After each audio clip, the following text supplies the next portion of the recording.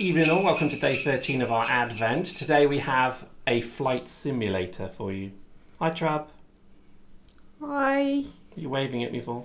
I was waving at everybody. This reminds me of that flight we took on business a few weeks ago when we flew to land, and basically this was about as fun as the flight got. This is going to be another slightly terrible game, isn't it? It's actually a really good game. It's the forest. This isn't a forest, this is an aeroplane, but the idea is an aeroplane crash lands in the middle of a forest with loads of horrible mutant cannibals, and you have nothing but your wits and your skill and your intellect to keep you alive. I lasted about 3 minutes last time. So it's not actually a flight simulator then? It's not a flight slomulator, no. It's basically a survival simulator, and that's your kid there. Well, you think it is, you don't actually know. But anyway, so that's your kid there, protagonist number 1. And then that's some horrible kind of, blue mutant who's not actually blue, it's because there's a light on him. And that's the setting of the story. This is an alpha game, and we've played it before. We did actually a little playlist of this, which I'll probably link somewhere in this, but the story begins, and we are then basically lost in a forest. And what follows is a pretty good survival sim. So I thought I'd show this because this is one that we played this year, and I thought it was quite a good, terrifying number on me, to the point where I was actually quite scared to play it. It looks like a real plane. I guess it's one of these games that you have to chop trees down to get wood. Obviously there's an axe buried in that woman's stomach, so let's use that. Is there an axe buried in her stomach? Why was she carrying around an axe when the Well, she didn't do that. The people that stole your kid did that. Well, it's not actually an axe, really. Yeah, well, it's a fire axe. It's one of those fire axes you get on planes. And look, that didn't really damage the box properly. No, because it's a game. It's a game. It's a game. All right. So the idea is that it's procedurally generated. Well, it's not. It's the same island, but where you crash is randomised. So every time you start the game, it starts different. And it really is how long you can survive. There's a massive cave network on this in this weird place. It's actually an island you've crashed on, a tropical forest island. Is it like Lost? And it's 1,000,000 times yes, like Lost.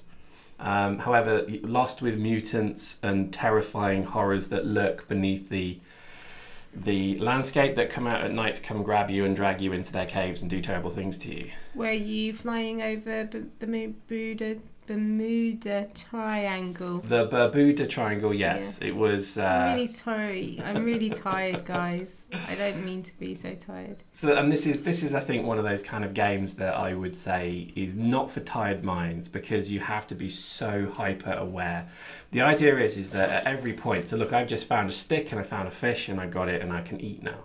There's basically a whole area to explore, and I think, look, so there's a village, so I've immediately seen that village, and I've just literally papered the insides of my undies because I know what lives in those villages. And the indigenous life are kind of, the AI behind it is brilliant, because at first they're scared of you, because they're like, who are you? What's this strange, thing moving around?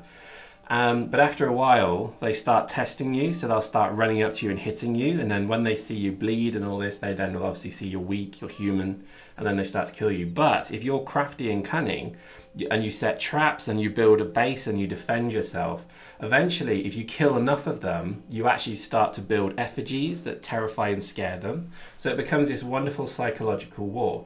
And as I was basically, this was the first 5 minutes of the game, and as I left the plane wreck, because I knew not to go near the plane wreck. Why can't you be friends with them? Well, I think actually there is the ability to I think ward them off so well that they will actually just leave you alone.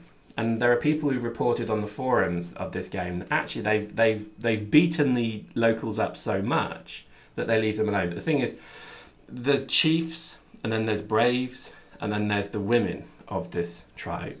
And obviously the women are the most aggressive of them all, because, Newcastle on a Saturday night down the local. The woman with the boob tube and the glass of baby sham is more dangerous than the welder and the docker with the pint of whatever it is he's drinking. So that's a bit mean. It's true though. Yeah, have you ever seen two women fight in a pub or on telly or something like that? Not really. Hair, nails, grab.